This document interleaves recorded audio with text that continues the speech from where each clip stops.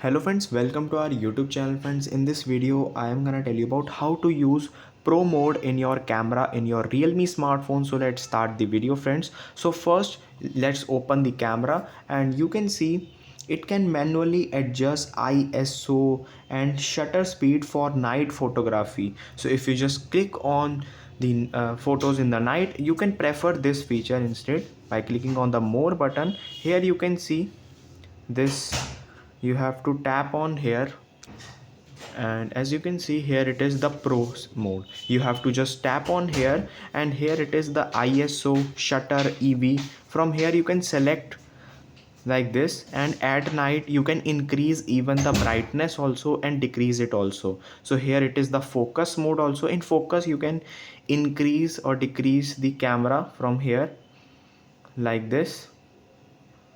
You can see this colors are changing from here like this.